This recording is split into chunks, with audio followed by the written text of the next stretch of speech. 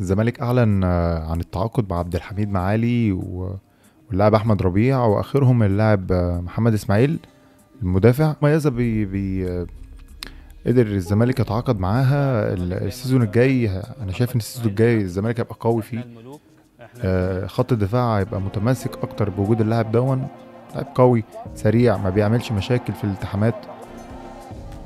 يعني احنا السيزون الجاي ده إن شاء الله هنقدم فيه حاجة كويسة.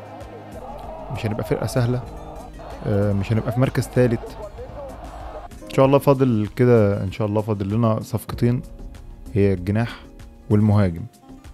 ربنا يكرم ونجيب صفقتين مميزين يقدروا يكملوا مع اللعيبه اللي ضمت علينا، ونقدم موسم كويس. انا متفائل يا جماعه باللاعب اللي اسمه ادم كايد ده قوي. اللاعب ده من اللعيبه، يعني حاسه هيبقى نسخه مميزه في الزمالك، هيقدم حاجه تليق بينا. عايز تعرف بقى الزمالك ماشي صح ولا غلط؟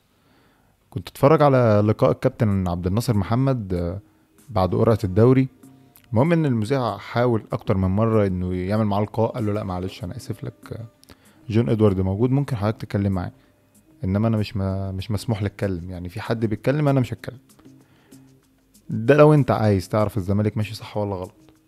بالنسبة لنا يعني كل واحد مسؤول عن حاجة بيقدمها، مفيش اكتر من كده. انت مش مطلوب منك غير انك تقدم دورك فقط.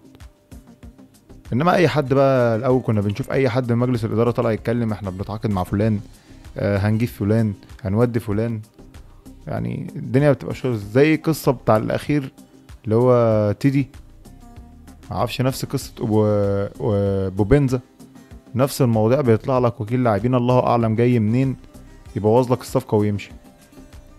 بالمناسبه اللعيب ده احنا برضه هناخد حقنا منه، يعني هيروح فين؟ طالما انت موقفك سليم هتاخد حقك من اللاعب لو راح فين، ما تقلقش.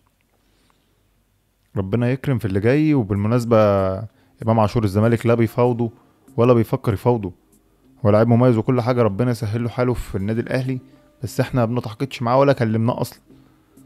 احنا مش هنتعاقد مع لعيب بيشتم جماهير الخصم أو بيشتم رموز الخصم، لا. أنا ما عجبنيش اللاعب اللي من النوعية دي. إن شاء الله نجيب لعيبة أفضل وأفضل، واللي جاي في الزمالك إن شاء الله أفضل، وهنبدأ موسم يا رب يا رب نترحم فيه من التحكيم قبل ما نبدأ.